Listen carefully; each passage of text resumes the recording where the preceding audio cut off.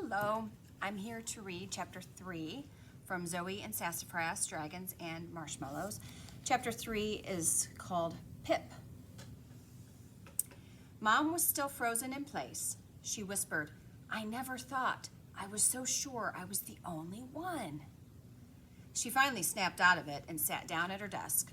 "Sorry for acting strange. Come sit and I'll try to explain." Mom shook her head once more and smiled at me. I sat down slowly. I was super confused. A glowing frog? That only Mom could see? My stomach flipped and flopped. I picked up Sassafras and gave him a squeeze. He settled into my lap and purred, which calmed me down a little. I seriously hoped that all of this would start making sense soon. Remember how this used to be Grandma and Grandpa's house?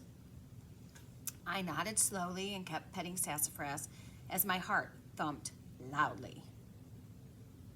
When I was your age, I also spent hours wandering in the forest. One day, I was tossing rocks into the stream when I saw something shimmer in the sunlight. "The purple frog?" I guessed. Mom nodded. His bright purple skin was covered head to toe with neon orange spots. I had never seen anything like it. I was sure I had discovered a new species. I nodded again. I love frogs, and I'd never seen a frog that looked like that.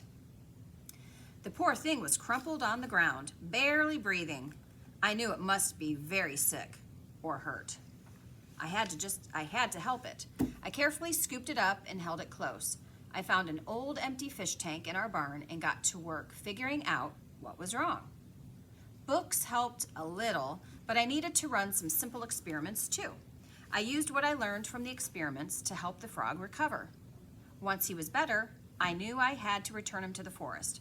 I reached into his tank and he hopped right into my hand.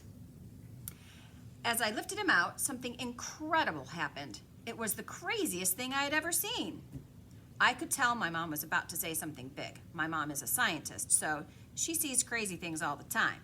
If this was the craziest thing she had ever seen, then it must be incredible.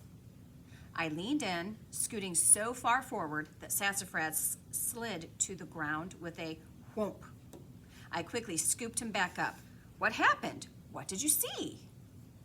The frog looked me in the eye, smiled, and said, "Thank you." I clapped my hand over my mouth. What was going on? Was my mom playing a joke on me? She seemed pretty serious, but a talking frog? Really? It just couldn't be true. I was so shocked. My mom continued. I almost tossed the poor frog into the air. "Whoa," he said. "Steady there, little girl. Don't be afraid. My name is Pip, and I'm so grateful for all your help." Here, I had to interrupt. "But Mom, this is crazy. Frogs can't talk." Mom patted my knee. "That's what I thought at first too, but the frog kept on talking. I wasn't dreaming. I wasn't imagining things. There really was a frog named Pip talking to me." My hands shook so much that I set Pip on a table for his own safety.